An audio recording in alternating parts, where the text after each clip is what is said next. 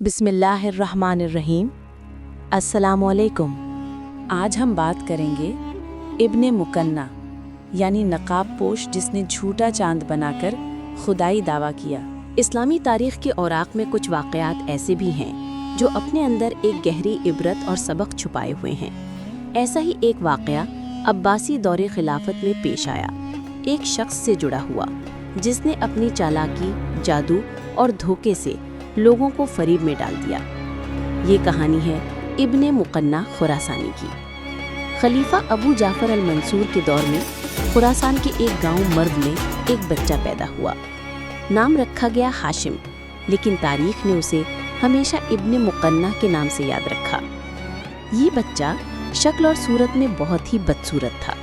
چہرہ اتنا بگڑا ہوا کہ لوگ اسے دیکھنا بھی پسند نہیں کرتے تھے۔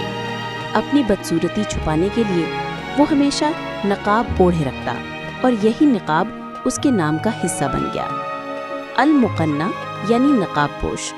وقت گزرتا گیا، لوگوں کی نفرت اور تنقید نے اس کے دل میں ایک خطرناک جذبہ پیدا کر دیا، میں ان سب پر حکمرانی کروں گا۔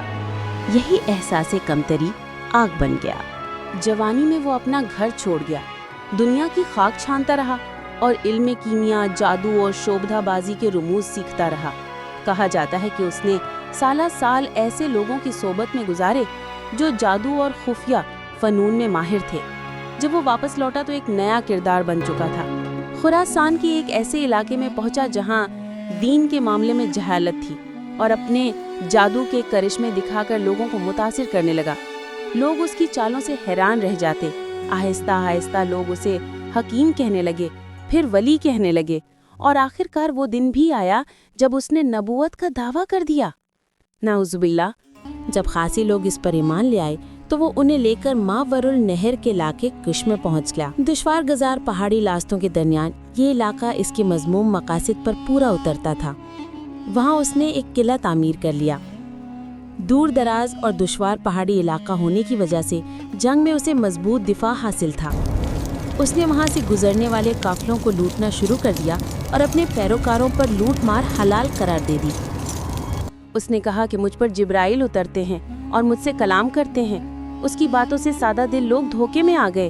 اس نے کہا کہ گناہ گار انسان میرا چہرہ نہیں دیکھ سکتا، میں خدا کا نور ہوں۔ پھر ایک دن اس نے ایک جادو دکھایا۔ نخشب کے علاقے کے ایک کنویں سے ایک چمکتا ہوا چاند طلوع ہوا۔ وہ چاند 2 مہینے تک آسمان پر چمکتا رہا اور 15 میل تک اس کی روشنی پھیلتی تھی۔ لوگوں نے سجدے کیے اور ابن مقنع کو خدا مان لیا۔ یہ چاند دراصل جادو اور کیمیا کے اجزائے ترکیبی سے بنایا گیا تھا، سیماب، چاندی اور دیگر دھاتوں سے، لیکن اس وقت کے سادہ لوگ اس کے فریب کو سمجھ نہ سکے۔ خلیفہ مہدی تک جب یہ خبر پہنچی تو پہل اس نے اسے معمولی سمجھا، کیونکہ اس وقت وہ خود بہت سے مسائل میں الجھا ہوا تھا، جن میں ایک بنو امیہ کی بغاوت تھی۔ دوسری بات یہ کہ اس دور میں اس قسم کے فتنے اکثر سر اٹھاتے رہتے تھے، لیکن کچھ عرصے بعد خود ہی ختم بھی ہو جایا کرتے تھے۔ خلیفہ مہدی نے اس کو معمولی سمجھ کر نظر انداز کر دیا، لیکن خلیفہ کی یہ لاپرواہی انتہائی سنگین نوعیت کے نتائج لائی۔ مگر جب یہ فتنہ پورے خراسان اور ماوراء النہر تک پھیل گیا تو خلیفہ مہدی کو اپنی لاپرواہی کا احساس ہوا۔ معاویہ بن عبداللہ کی زیر کمان فوج روانہ کی گئی۔ خلیفہ مہدی نے اسے ایک معمولی آدمی سمجھا اور اس کے لیے فوج کے چند دستے روانہ کیے۔ یہ خلیفہ کی بہت بڑی بھول تھی۔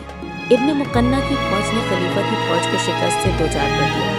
اس شکست کے بعد خلیفہ مہدی نے باقاعدہ مکمل تیاری کے ساتھ اپنے وزیر معاویہ بن عبداللہ کی سرپرستی میں ایک لشکر اس فتنے کی سرکوبی کے لیے تیار کیا، لیکن مقنع کی طاقت اتنی بڑھ چکی تھی کہ یہ لشکر بھی ناکام ہو گیا۔ اب خلیفہ نے معاویہ بن عبداللہ کی مدد کے لیے مزید بھرپور اور تازہ دم کمک بھیجی۔ اس کمک کے پہنچنے کے بعد اسلامی فوج نے دوبارہ مقنع کے قلعے پر حملہ کیا اور کافی مشکلات کے بعد معاویہ بن عبداللہ قلعے کو فتح کرنے میں کامیاب ہو گیا۔ ابن مقنع نے مزاحمت کی، مگر جب شکست یقینی ہوئی تو اس نے اپنے پیروکاروں کو زہر دیا کہ میرے ساتھ جنت میں رہنا چاہتے ہو تو مر جاؤ۔ پھر خود بھی زہر پی لیا اور آگ کے گڑھے میں کود گیا۔ اس کے خاندان کی ایک عورت جو اس واقعے میں بچ گئی تھی، اس کے کہنے کے مطابق مقنہ نے ایک بڑی دعوت کی جس میں اس کے خاندان کے تمام افراد، بیویاں، لونڈیاں، کنیزیں اور قریبی رفقا شامل تھے۔ سب کو کھانے میں زہر کھلا دیا۔